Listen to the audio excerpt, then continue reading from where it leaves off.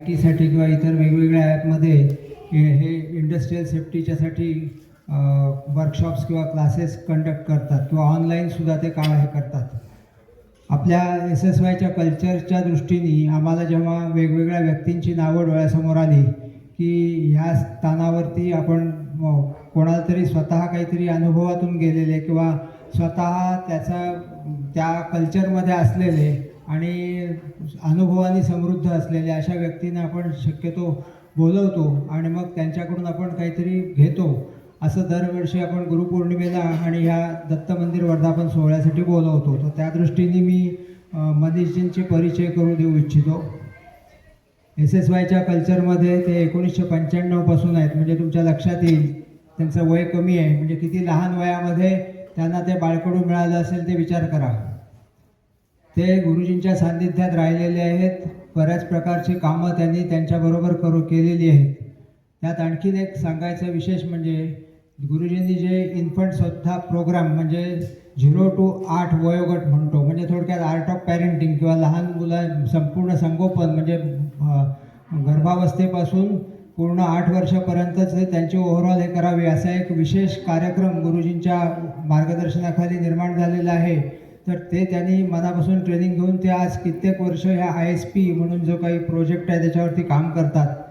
प्राणायाम वगैरे हे जे आहे तर त्यांच्यावरती ते प्राणायामाचे ऑनलाईन क्लासेस नाही म्हणायचं त्याला, तर सत्संग म्हणा फार तर असे ऑनलाईन प्राणायाम वगैरे ते घेतात आणि अनेक जणांना त्यांनी प्रेरित करून आरोग्याचा मार्ग त्यांनी अनेकांना दाखवलेला आहे.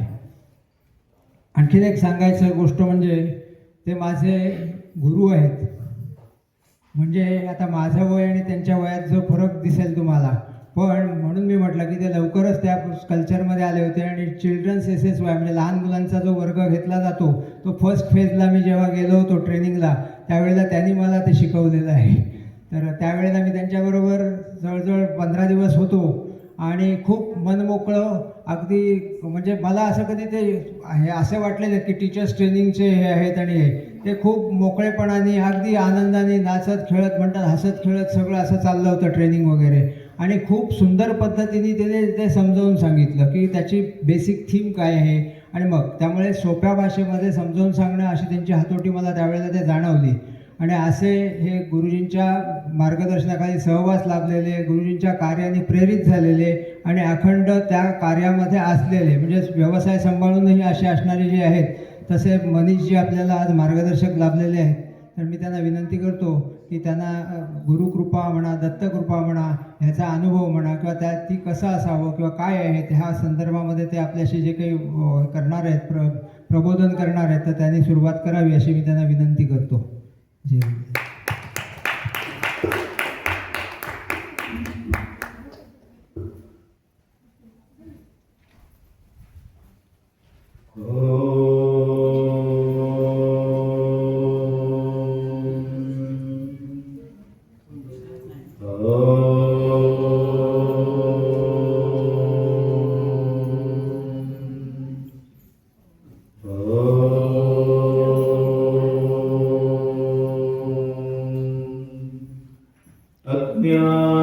अज्ञानतिमिरान्धस्य ज्ञानाञ्जनशलाकया चक्षुरुन्मीलितं येन तस्मै श्रीगुरुवे नमः. हरिः ओम.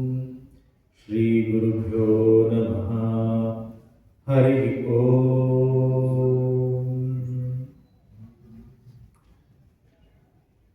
मी एक मंत्र सांगतो, आपण सर्वजण त्याचा 11 वेळा माझ्या मागे जप करूया. ओम द्राम ओम गुरु दत्ताय नमः. ओम द्राम ओम गुरु दत्तात्रयाय नमः. मी सांगतो तेवढंच म्हणा. ओम द्राम ओम गुरु दत्ताय नमः. ओम द्राम ओम गुरु दत्ताय नमः. ओम द्राम ओम गुरु दत्ताय नमः. ओम द्राम ओम गुरु दत्ताय नमः. ओम द्राम ओम गुरु गुरुदत्ताय नमः. ॐ द्रां ॐ गुरुदत्ताय नमः. ॐ द्रां ॐ गुरुदत्ताय नमः. ॐ द्रां ॐ गुरुदत्ताय नमः. ॐ द्रां ॐ गुरुदत्ताय नमः. ॐ द्रां ॐ गुरुदत्ताय नमः. ॐ द्रां ॐ गुरुदत्ताय नमः. ॐ द्रां ॐ गुरुदत्ताय नमः. ॐ द्रां ॐ गुरुदत्ताय नमः. ॐ द्रां ॐ गुरुदत्ताय नमः. ॐ द्रां ॐ गुरुदत्ताय नमः. ॐ द्रां ॐ गुरुदत्ताय नमः.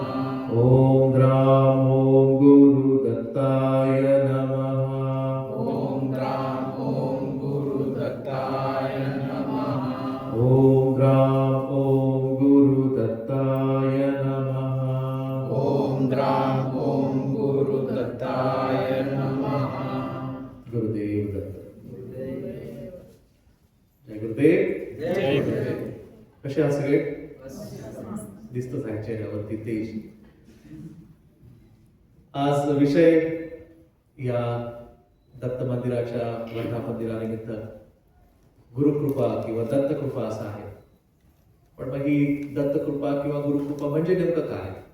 ती आपल्याला झाली आहे का, किंवा होत आहे का, किंवा होणार आहे का, किंवा ती झाली म्हणजे नेमकं कसं समजायचं, त्याच्याबद्दल थोडासा आपण आज उहापोह करू, थोडासा आपण विचार करू, थोडीशी आपण चर्चा करू, की जेणेकरून आपल्याला लक्षात येईल की जर माझ्यावरती गुरुकृपा होत आहे म्हणजे नेमकं काय मी समजायचं, जर ती झाली नाही तर ती का होत नाहीये तर ते कसं समजायचं, आणि मग त्याच्यासाठी मार्ग सुखकर कसा करायचा तेही आज आपण या निमित्तानं समजून घेऊ. पण जेव्हा आपण म्हणतो की देवाची कृपा किंवा गुरुची कृपा आपल्यावरती होते, कृपा म्हणजे काय कोणी सांगा? आशीर्वाद प्राप्त होणं. अजून कृपा प्राप्ती होते म्हणजे नेमकं काय होतं? गुरूंचं प्रेम लाभतं. गुरुचं प्रेम लाभतं. अजून त्यांच्या पर्यंत आपण पोचलोय तसं आपल्याला वाटतं. म्हणजे then after that we are not different और we are near them. So मतलब आप बोलना चाहते हैं कि जहाँ पे गुरु के सन्निध हम जब जाते हैं तो गुरु और मैं अलग कुछ नहीं है, वो भाव उत्पन्न होता है. हां, so Sachchidanand. Something like that. Sachchidanand. So जेव्हा केव्हा आपण गुरुच्या सोबत जातो, तो गुरुच्या जवळ गेल्याचा आपल्याला जेव्हा अनुभव होतो आणि त्यावेळेला गुरु किंवा मी एकच आहे असं जेव्हा जाणवतं, त्यांच्या म्हणण्याप्रमाणे ती गुरुकृपा आहे. अजून काही? गुरु माझे विचार आणि गुरूंचे विचार ह्याच्यामध्ये एक असं सिंक्रोनायझेशन किंवा समत्व येतं.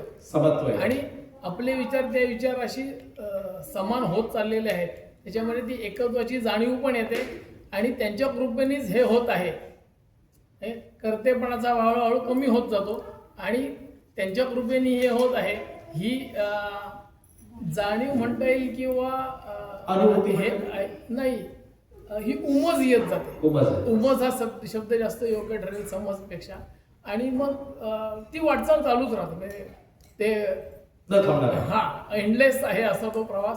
पण ते होताना तसं जसं दिसतं तसं गुरुपती प्रेम, कृतज्ञता ह्या भावना वाढत जातात आणि ते चालूच राहतं. आणि मग ती कृपा आहे असं जे पूर्वी आपण म्हणू की 1 मिनिट वाटत होतं, त्यानंतर 1 तास वाटायला लागतं.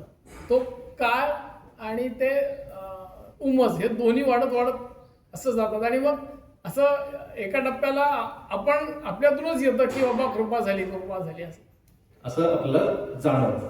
व्हेरी गुड, खूप छान. पण मग ही गुरुकृपा किंवा कृपा ज्याला आपण म्हणतो, बऱ्याच वेळेला लोकांना त्याच्या बाबतीमध्ये थोडंसं वेगळा विचार करतात की कृपा होणं म्हणजे माझ्यावरती एखादं आलेलं संकट टळणं म्हणजे कृपा.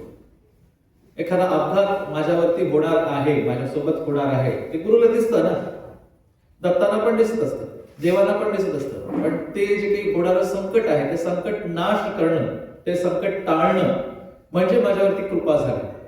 पण माझ्यावरती जर संकट ओढवलं तर कृपा नाही किंवा माझ्यावरती कुठलीच कृपा झाली नाही असं लोकांचा एक समज असतो. पण एक गोष्ट आपल्याला मात्र इथे लक्षात घ्यायला पाहिजे की कृपा ज्यावेळेला गुरुची होते तर त्यावेळेला गुरुकृपा म्हणजे आपल्याला होणारं संकट गुरु टाळत नाही, पण त्या संकटातून बाहेर कसं यायचं त्याचा मार्ग देतो. त्या संकटातून होणारा जो काही अतिशय गंभीर परिणाम होणार होता त्या गंभीर परिणामातून कसं थोडंसं आपण बाजूला होऊन त्या परिणामांना अजून चांगलं करू शकतो, ती जी काही शिकवण आहे ती गुरु देतात. आणखीन त्या संकटाला सामोरं जाताना जो अनुभव असतो हा अनुभव तुम्हाला तुमची उमज वाढवायलाही सहाय्य अगदी करतो. बरोबर. तुम्हाला बरंच काही शिकवून जाणार. बऱ्याच वेळेला असं होतं की एखादा आजार कोणाला तरी झाला, पण असं होतं का की आजार तो पूर्णपणे त्या क्षणी मुळापासून नष्ट होईल जेव्हा तुम्ही गुरुची भक्ती करायला सुरुवात करता. गुरु तुम्हाला त्या आजारातून तावून सुलातून घेऊन जातो, पण घेऊन गेल्यानंतर मात्र तुम्हाला जाणवतं की त्या आजाराचा जर गंभीर परिणाम इतर कोणावरती जर झाला असता त्याच्यापेक्षा कितीतरी पटीनं कमी माझ्यावरती परिणाम झाला, पण मला त्याच्यातून काय बनवलं गुरुनी, तर मला कणखर बनवलं. मला त्यांनी अशी दिशा दिली की ज्याच्यामुळं मला हा तर आजार झालेला होता, पण पुढे येणाऱ्या आजारातून मी कसं वाचू शकतो त्याच्याबद्दल त्यांनी मला जाणीव करून दिली. मग गुरु काय करतो? गुरु आपल्याला शिकवतो. गुरु आपल्यामधल्या काही गोष्टींना काढून टाकतो आणि तीच काही जी गोष्ट गुरु करतो त्यालाच आपण काही अशा प्रकारे कृपा असं म्हणतो. पण मग नेमकं हे काय असतं तेही आपण थोडंसं बघूया. आपली परिस्थिती जी आहे ती परिस्थिती बदल होणं म्हणजे कृपा नाही. बऱ्याच वेळेला लोकांना वाटतं की मी काही ज्या परिस्थितीतून आता जात आहे माझ्यावरती खूप मोठं संकट ओढवलेलं आहे, म्हणजे ते संकट जर निराकरण केलं तर माझ्यावरती गुरुची कृपा झाली, आणि जर माझ्या बाबतीमध्ये जर काही नकारात्मक होत असेल तर अवकृपा झाली असं आपण म्हणतो. कृपा अवकृपा असं काही नाहीये. आपण त्याला आपण ज्या पद्धतीनं गुरुच्या संधीत गेल्यानंतर जो काही अनुभूती येते तर ती तुम्ही कशा पद्धतीनं घेता त्याच्यावर ते सगळं बेतलेलं आहे. एक व्यक्ती खूपच श्रीमंत व्यक्ती एका गावामध्ये गुरुकडे येते आणि महाराजांना म्हणते की मला तुमची सेवा करायची संधी द्या. ठीक आहे, सगळे शिष्य जसे येतात तू एक तसा एक शिष्य, पण तो खूप श्रीमंत असतो त्यामुळे तो रोज ज्यावेळेला गुरुकडे जात असतो त्यावेळेला खूप फळं खूप फुलं आणि बरीच दक्षिणा घेऊन तो तिथे जात असतो आणि रोज जाऊन तो नमस्कार प्रदक्षिणा सगळे जे काही सोपस्कार ते सगळे करत असतो आणि तिथे थोडा वेळ अवधी घालवून तो आपल्या घरी जात असतो. आणि बरेच कालावधीनंतर तिथे जे काही येणारे बाकीचे भक्तगण असतात शिष्य असतात तर त्यांना असं जाणवायला लागतं की अरे हा सगळ्यात विशेष शिष्य दिसतोय, कारण हा खूप दक्षिणा आणतो, खूप फळं फुलं आणतो आणि बरंच काही इथे तो दान वगैरे करत आहे. आणि हे सगळं होत असताना मात्र त्याला एक आतून थोडीशी उणीव जाणवत असते की माझ्या घरामध्ये मात्र ताणतणाव वाढत आहे, माझ्या घरामध्ये मात्र संकट कमी होत नाहीयेत, माझ्या व्यापारामध्ये जे काही मला नफा मिळायला पाहिजे होता तो नफा नाही मिळत आहे, उलट थोडंसं नुकसानच व्हायला. आणि हे सगळं थोडंसं नकारात्मक चाललेलं असताना गुरुंकडे एकदा तक्रार घेऊन तो येतो आणि म्हणतो, गुरु मी तुम्हाला एवढं काही सगळं करतोय, मी एवढी सेवा देतो, एवढी फळं देतो, एवढी दक्षिणा देतो, हे सगळं काही करत आहे, मी इथे आश्रमामध्ये जे पडेल ती सेवा करतो, पण तरी देखील माझ्या जीवनामध्ये बराच काही नकारात्मक चाललेलं आहे, मला मानसिक शांती नाहीये, मला आजार जाणवायला लागले आहेत, माझ्या घरामध्ये ताणतणाव व्हायला लागले आहेत, हे कसं काय शक्य आहे? जर गुरुंचा माझ्यावरती वरदहस्त आहे तर हे सगळं होता कामा नये. तर गुरु त्यांना म्हणतात की बाबा रे, तुझ्या घरामध्ये जे काही छत आहे त्या छताला गळती लागली, आणि त्या छताला गळती लागलेली असताना जर तू तुझी जमीन सारवलीस आणि जर तुझी जमीन अजून डेकोरेट केलीस तर कसं चालेल? मला काहीच कळत नाही. गुरुजींची जी काही कोड लँग्वेज आहे ती महाराज सांगतात त्याला असं असं आहे. तो वैतागतो आणि गुरु माझी तक्रार ऐकूनच घेत नाहीत आणि मला समजूनच घेत नाहीत म्हणून तो तिथून पावलं आपटत निघून घरी जातो. बरेच दिवस जातात तरी हे सगळं अजून वाढतच आहे, संकट काही कमी होत नाही. एक दिवस खूप गणित गात्र होऊन तो महाराजांच्याकडे येतो आणि तिथे येऊन फक्त डोळे बंद करून शांत बसून राहतो. आणि जो काही शांत बसून राहतो त्याला कळतच नाही की आजूबाजूला काय घडतंय, काय होत आहे, काय चाललंय. पण ज्यावेळेला तो त्या पद्धतीनं येऊन शांत बसलेला असतो आणि ज्यावेळेला त्याचे डोळे उघडतात त्यावेळेला अचानकपणे त्याला जाणवतं, अरे हे काय मी विचार करत होतो, इतकं काही सगळं खूप महत्वाचं होतं का की ज्याच्याबद्दल मी तक्रारी घेऊन येत होतो? काहीच महत्वाचं नाहीये. मग आता काहीच महत्वाचं जर नाहीये तर मी कशासाठी आकांड तांडव करतोय, मी कशासाठी आवडावडा करतोय, मी कशाच्या मागे लागलेलो आहे, हे जेव्हा त्याला जाणवतो तर त्यावेळेला परत तो गुरुंच्याकडे जातो आणि गुरुंना म्हणतो, गुरु महाराज मला आता एक जाणवलं की जे काही इतके दिवस मी अकांड तांडव करत, जे काही मागण्यासाठी म्हणून मी इथे येत होतो, आता एक मनस्थितीमध्ये मी आलो, मागणं काहीच नाही राहिलं माझ्याकडे. गुरु म्हणतात तेच तर करायला पाहिजे. इतके दिवस तू मागत मागत मागत येत होतास, ते मागणं जेव्हा बंद होईल त्यावेळेला आपोआपच तुला आतून कळेल की तुला नेमकं पाहिजे काय. आणि जेव्हा तुला आपोआप कळेल की तुला काय पाहिजे, ते आपोआप तसं तसं घडायला सुरुवात होईल. मग गुरु काय करतो, गुरु तुम्हाला दाखवतो की नेमकं तुला कुठे पोहोचायचं. आपल्याला देखील SSY मध्ये गुरुजी सांगतात की आपल्याला पोहोचायचं कुठे, कुठेच नाही.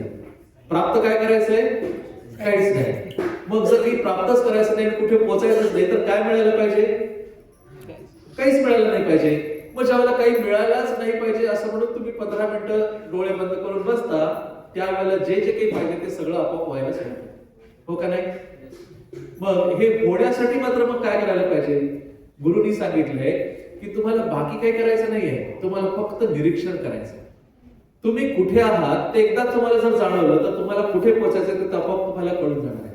आणि म्हणून बघा आपल्या वर्गामध्ये जो मूलभूत नियम ज्याला आपण म्हणतो त्याच्यामध्ये एक नियम गुरुजींनी खूप छान सांगितलेला आहे, तो आहे स्वतःचं निरीक्षण करा. Observe yourself. लोक चुकीच्या पद्धतीने घेतात, लोक परीक्षण करायला लागतात आणि परीक्षण मध्ये काय होतं, मग तिथे द्वंद्व निर्माण होतं. हे चांगलं का आहे, तो हे करतोय मग मी काय करतो.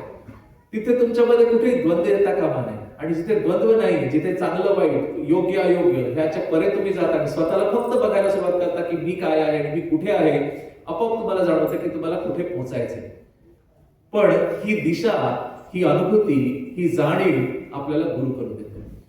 मग हे सर्व जे काही आहे, बऱ्याच वेळेला लोक काय करतात, मागणं घेऊन जातात. मला कोणाला तरी असतं की आजार बरा करा, कोणीतरी म्हणतं की मला पैसे अडक्यांची मदत व्हायला पाहिजे, कोणी म्हणतं की माझं कर्जच फिटायला पाहिजे. गुरु तुमचं कर्ज नाही फेडणार आहे. गुरुना तुमचा छूमंत्र करून कुठला आजार बरा करणार आहे. पण गुरु तुम्हाला एक अशी ताकद देणार आहे की त्याच्यातून तुम्हाला कसं बाहेर पडायचं याची जाणीव आपोआप होईल. तुम्ही त्याच्यातून बरंच काही शिकू शकाल. मग हे सगळं मग मागणं चुकीचं आहे का? मागणं चुकीचं नाही. पण गुरुचरित्राच्या जर सारामध्ये आपण बघितलं तर तिथे आपल्याला गुरुचरित्र ठामपणे सांगतं की गुरु कृपा मागितली तर मिळत नाही, त्याच्यासाठी तुम्हाला पात्र व्हावं लागतं. आणि मग पात्र होण्यासाठी काय करावं लागतं, तर त्यामध्ये गुरुचरित्रात तेही सांगितलेलं आहे की तुम्हाला काही नियम आणि काही गोष्टी पाळणं गरजेचं आहे. जर त्या नियमाप्रमाणे आपण गेलो तर आपण आपोआपच त्या गोष्टींसाठी पात्र होऊ शकतो. मग गुरु आपल्याला काय करतो, गुरुचरित्र आपल्याला ते सांगतं की तुमची पात्रता वाढवा. आणि मग ती पात्रता कशी वाढवायची, मग त्यासाठी वेगळ्या वेगळ्या पद्धतीच्या साधना आहेत. जसं तुम्ही इथे येऊन आश्रमामध्ये काही वेगळ्या वेगळ्या पद्धतीच्या साधना करता किंवा SSY ची साधना करता. आज खाली ऍडव्हान्स मेडिटेशन कोर्स सुरू आहे, तर ती एक वेगळ्या पद्धतीची साधना आहे.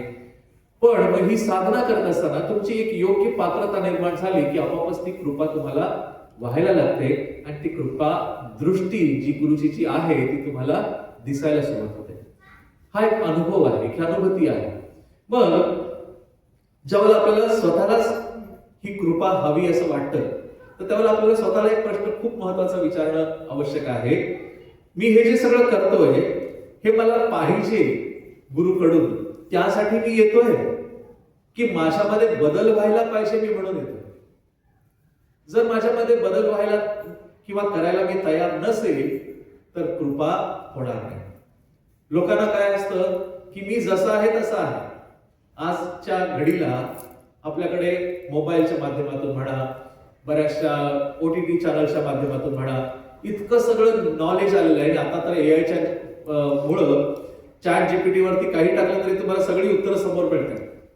पण या युगामध्ये झालंय असं की कुणालाही तुम्ही काहीही विचारा, तो म्हणतो मला माहिती आहे, मला कळतं, मी वाचलंय. तुम्हाला माहिती सगळं आहे, कळतं सगळं आहे, पण वळतंय का? तुम्ही वाचलंय सगळं, तुम्ही ऐकलंय सगळं, तुम्ही पाहिलंय सगळं, पण आचरणात आणलंय का? जर ते आचरणात आणलं नसेल तर त्याचा काहीच उपयोग नाही. आणि म्हणून महाराज म्हणतात ज्ञानेश्वरीमध्ये एक तरी ओवी अनुभवावी, है ना? एक ओवी अनुभवलं तरी तुम्हाला जीवनाचा सार मिळणार आहे. पण ती अनुभवतो का आपण? माहिती सगळ्यांना सगळं असतं, पण माहिती असणं हा फक्त एक आविर्भाव झाला पण त्या पद्धतीची तुम्हाला त्याची ताकद येण्यासाठी तुम्हाला त्याच्यासाठी आचरण करणं गरजेचं आहे. मग आचरण काय करायचं? आपल्या गुरुंनी दिलेली साधनेची आचरण करणं गरजेचं आहे. मी बऱ्याच लोकांना विचारतो, प्राणायाम करता का? हो, प्राणायाम करतो. कधी करता? संध्याकाळी वेळ मिळेल त्यावेळेला करता. वेळ काढता का? वेळ मिळतो त्यावेळेला करता? नाही, वेळ मिळतो त्यावेळेला करता. मग कधी वेळ नाही मिळाला तर नाही करत. तिथेच तर चुकतो. आपण जी दिलेली गुरुजींची साधना आहे, मला जेवढं सोयीस्कर किंवा माझ्या दृष्टीने जेवढं शक्य आहे तेवढंच फक्त करतो. जे माझ्या बाजूने शक्य आहे तेवढं गुरुजींनी सांगितलेल्या पद्धतीने करत नाही.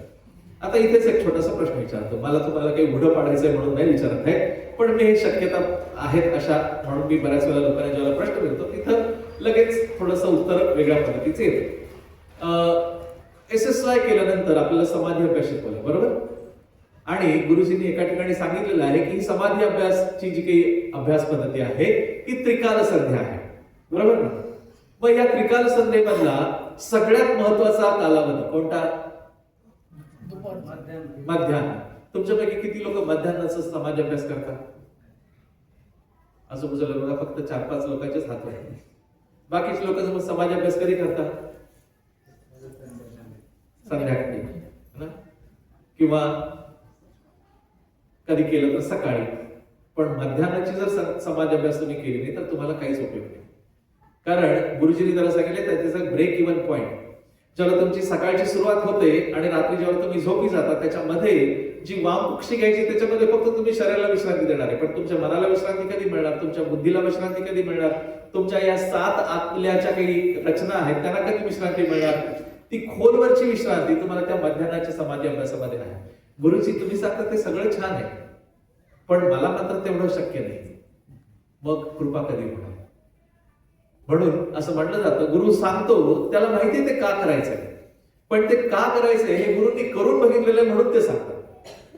कधी कधी बघा, एखादा दारुडा असतो, खूप दारू पितो, इतका दारू पितो की त्याचं लिव्हर फेल होतं आणि शेवटी डॉक्टर त्याला ऑपरेट करायला सांगतात, त्याला ऍडमिट करतात आणि मग त्याला रिहॅबिलिटेशन सेंटरमध्ये घेऊन जातात आणि तिथून तो 1 महिना 2 महिन्यानंतर बरा होऊन बाहेर येतो. आणि आपल्यापैकी कोणी जर दारू प्यायला जात असेल तर त्याला तो म्हणतो की अरे बाबा रे, दारू नको पिऊ, आणि तो अगदी पोट तिडकीनं ओरडून सांगत असतो. लोक काय त्याला म्हणतात, नाही तू तर दारूच पित होता ना, जन्म तुझा दारू पिण्यात गेला, आता काय शिकवतो आम्हाला? त्याला आपण एक म्हणतो 100 चूहे खाके बिल्ली चली हज. पण त्या 100 चूहे खाल्ल्यानंतर त्या बिल्लीला काय पोटामध्ये त्रास कुठला, पोट सुटला त्या बिल्लीलाच माहितीये ना, त्या मांजरीलाच माहितीये. आणि म्हणून ती सांगते की आता बिल्ली खायची, ते काय चुहा खायचा नाही, आता मला हज यात्रेला जाऊ दे. तसंच काहीच आहे. तो दारू पिणारा सांगतो की मला इतका त्याचा गंभीर आजार झाला, त्रास झाला, मला नुकसान झालं, माझं सगळं ऑपरेट करावं लागलं, पण आता मात्र मला नाही प्यायचे आणि तुमच्याकडून ही चूक होऊ नये म्हणून तुम्ही नका करू. हे त्याला कळलेलं आहे म्हणून तो सांगतो. आणि म्हणून एका ठिकाणी शंकराचार्यांचं एक खूप छान उदाहरण आहे. बऱ्याच वेळेला असं होतं ना की गुरु काहीतरी करत असतो, तो का करतोय त्याचं कारण आपल्याला नाही माहिती, तो त्याच्यावरती प्रयोग करत असतो. तो बऱ्याचशा गोष्टी लोकांना शिकवायसाठी ते करत असतो. पण लोक काय करतात, गुरु करतो ते करतात, गुरु सांगतो ते करत नाही. अरे तुम्ही सांगता सगळं छान, पण तुम्ही करता वेगळंच ना, भलतच. तर तिथेच मात्र लोकांना थोडीशी मतिभ्रष्टता होते असं मी म्हणेन. शंकराचार्यांच्या त्या उदाहरणामध्ये त्यांनी असं सांगितलंय की जेव्हा शंकराचार्य असे तो हिमाचल पादत्रात करत होते त्यावेळेला जात असताना एका गावातून दुसऱ्या गावी, दुसऱ्या गावातून तिसऱ्या गावी जेव्हा ते जायचे त्याला बरेच अनुयायी, बरेच शिष्य त्यांना जोडले जायचे. आणि हे सगळे शिष्य, काही लोक ज्याला आपण म्हणतो ना जत्रेला जेव्हा लोक जातात, 3 प्रकारचे लोक असतात. कोणते? हौसे, नवसे आणि गवसे. गवसे म्हणजे काहीतरी मिळतं का असे. हौसे म्हणजे हौसेमध्ये चला 4 लोक चालले तर आपण पण जाऊया, जसं की कुणी वारीला चाललंय, आमच्या कॉलनीतले चालत ना, चला आमच्या गावचे चालले, चला आम्ही पण येतो, थोडीशी गंमत करूया म्हणून हौसी लोक. आणि काही लोक असतात ते नवस पकडलेले असतात, काहीतरी देवाचं करायचं असतं म्हणून त्या करण्यासाठी ते चाललेले असतात.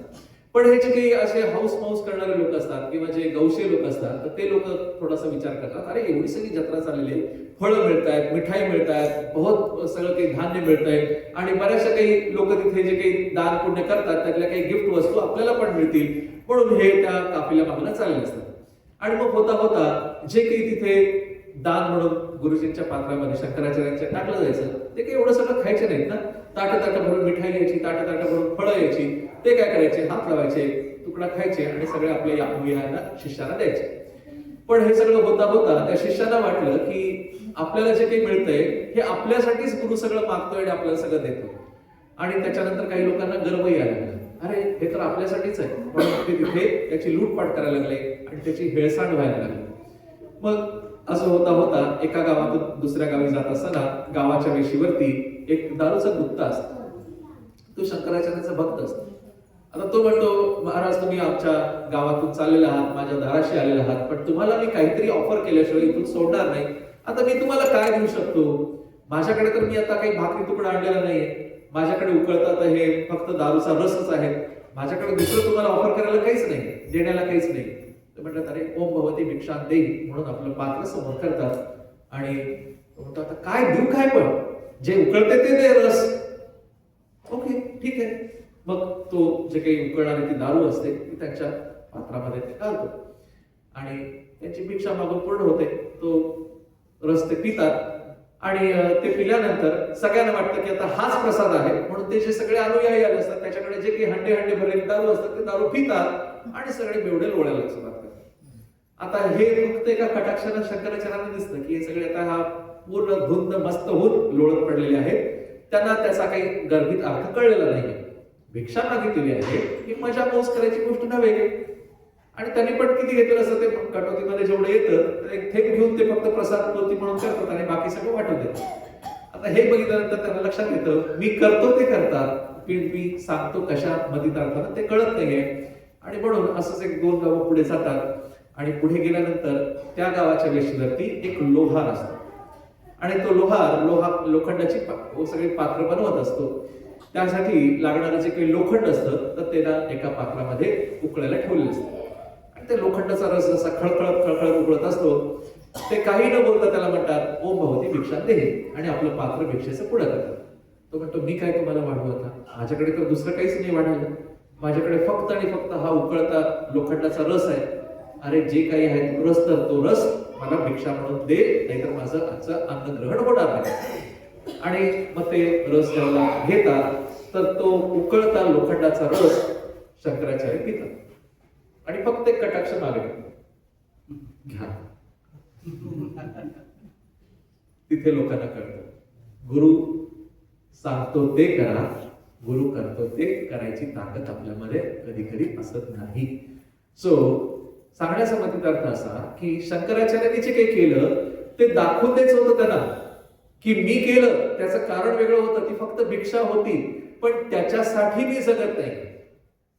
पण बऱ्याच वेळा लोक काय करतात त्याच्यासाठी जगतात आणि मग तिथे मात्र ही तफावत निर्माण होते. सो गुरु सांगतो ते करा, गुरु करतो ते नका करू. मग गुरुने आपल्याला काय सांगितलं? सकाळचा प्राणायाम